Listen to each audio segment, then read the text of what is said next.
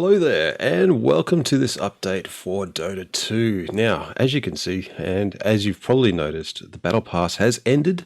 So TI-10 has finished, and we now have a prize pool of over $40 million US. So there's big questions about what's going to happen with this, how the other 120 million from the Battle Pass sales is going to be used.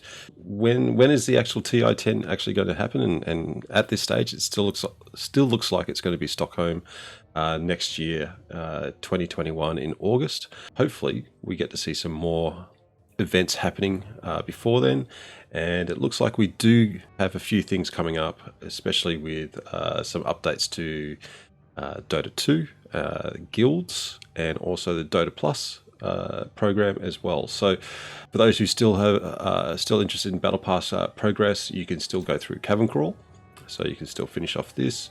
Aghanim's Labyrinth has been finished off, so you can't play this anymore. Side Shop is still active, so you can actually still redeem rewards such as Arcanas and treasures and things like that. It's not worth getting your consumable bundle anymore. Yeah, that's pretty much it for the Battle Pass. There has been a winner announced for the Arcana vote between Faceless, Void and Spectre, and that is Spectre. So Spectre picked up, there it is, 27 million and 25 million for Faceless. So pretty convincing win there in the end for Spectre, but closely fought battle.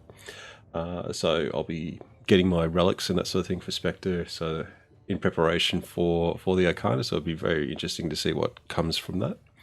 But the new updates that actually come out today is that Dota Plus has had this update here, and I'll quickly change over to the webpage so we can actually see what has been posted here. So there's going to be a new Autumnal Treasure, and this is going to include sets for a number of characters such as Nyx, Crystal Maiden, Faceless Void, amongst others. And there's also the Golden Hatchling there that you can also pick up as part of the season treasure as well. We can check this out itself as well. They've changed this the shards area into the shard shop. So you have your seasonal item, and we'll quickly go in here and check out the sets. These don't do any sort of in-game changes or anything like that. It's more just cosmetics more than anything else. So we have Shards of Meteorite for Nyx. Then we have Leshrac and the Force of Killing. And he's also got a loading screen there as well. Next we have Medusa and the Convalescing Empress. Again, a few different items here. A loading screen as well, which looks pretty cool. Vengeful Spirits Vestments of the Larry Dive.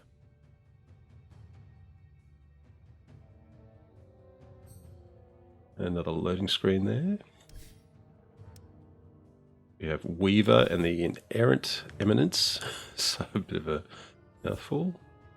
So there's a couple of options here. Looks like Horns of Eminence, which is a common, and the set is rare. And then you have the loading screen as well. And then Clockwork, the Brass Flyer. Oh yeah, he's got some wings in there like a fly. And he also has a loading screen as well. We have Faceless Voids, the Frozen Void.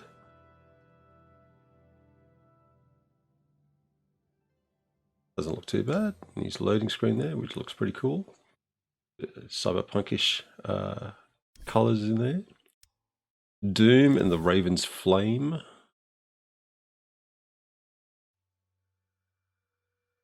Looking nice. A loading screen there.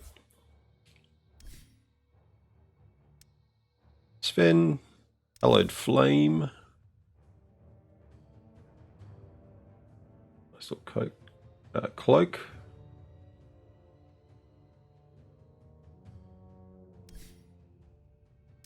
Axe and the Undefeated General. Don't know how much, how many more sets Axe can have, but he's got so many sets. It's unbelievable. Then we have Crystal Maiden and the Royal Winterbloom. Rather long flowing cloak out the back. And her loading screen there. Then we have Tusk, who's the last one. Frost Brigadier. It's got a nice little shark at the back there. It's still twitching away. He looks pretty good. And his loading screen there. And then, of course, we have the very rare item, which is the Courier Blazing Hatchling. So the treasure also includes ethereal and prismatic gems. So with the hatchling, you'll be able to get the one of these gems randomly pre-equipped as well. Interesting set of treasures and that sort of stuff there.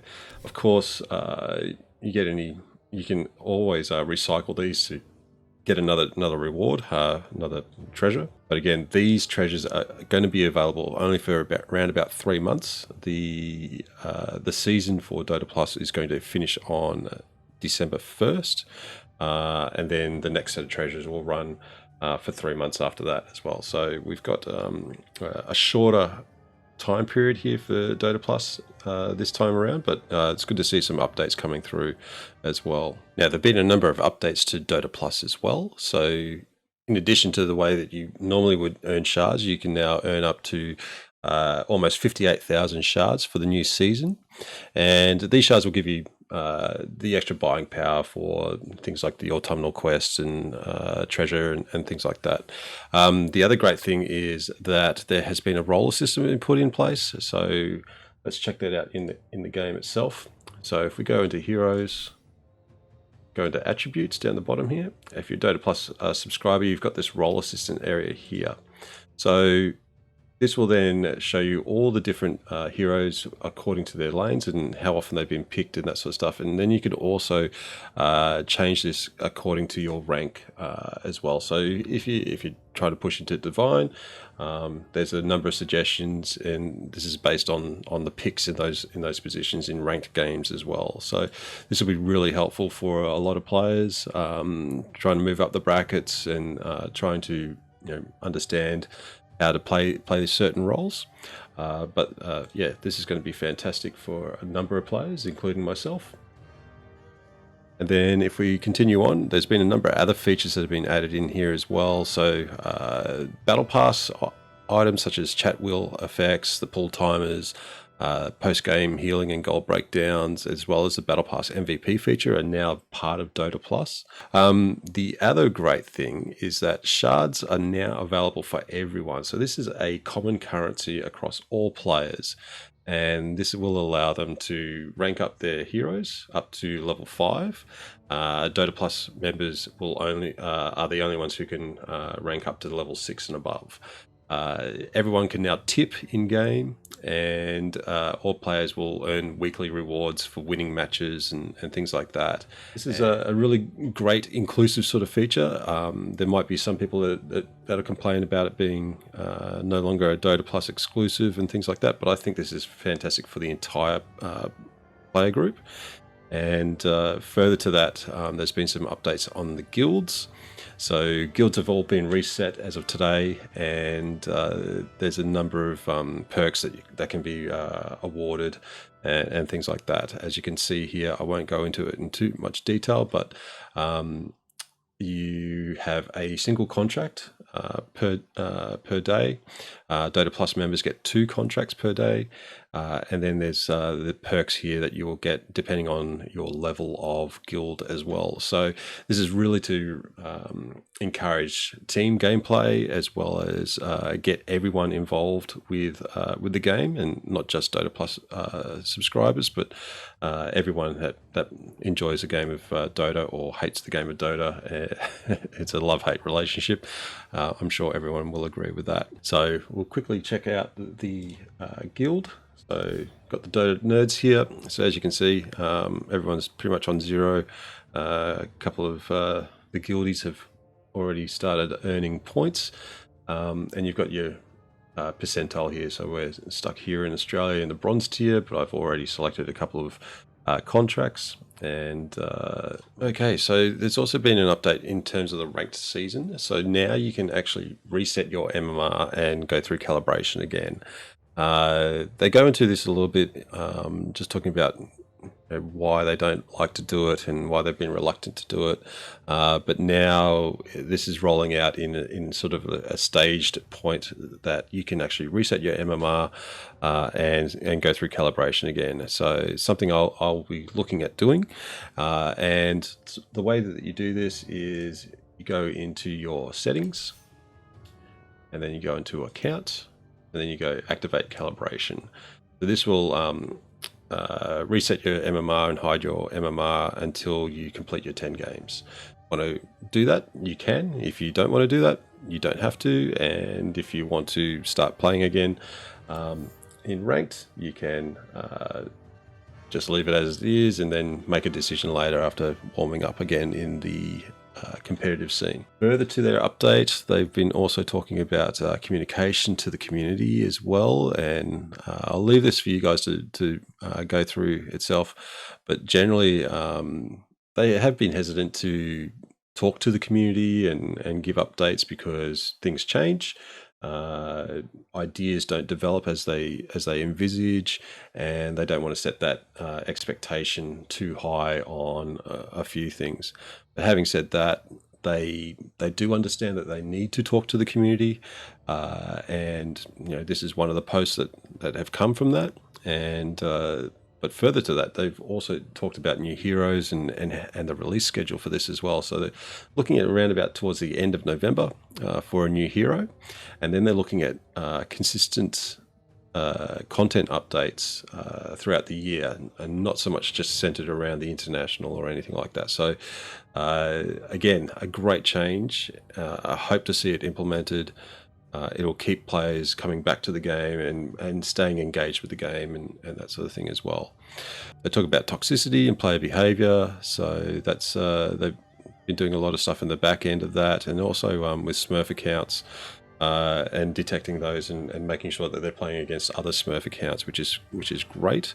They've also started banning a whole heap of booster accounts. They've banned over 14,000 accounts for boosters, which is fantastic. So hopefully we just see that normalization in terms of MMR and people are playing in the right ranks that they should be.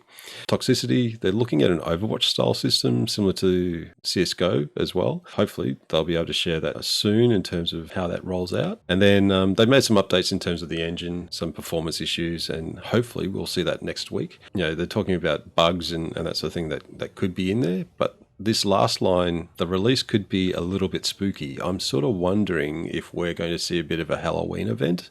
We might see something next week, but we'll have to watch this space. I think it's a really great step forward for Dota. I hope to see more information pieces like this about what's coming up and things like that. Yeah, I just want to see more people playing the game and enjoying the game. Hope you enjoyed that update. If you like the content, please leave a like, drop a comment in the fields below about your thoughts on the Dota Plus update, and don't forget to hit that subscribe button, and we'll catch you again soon. See you later.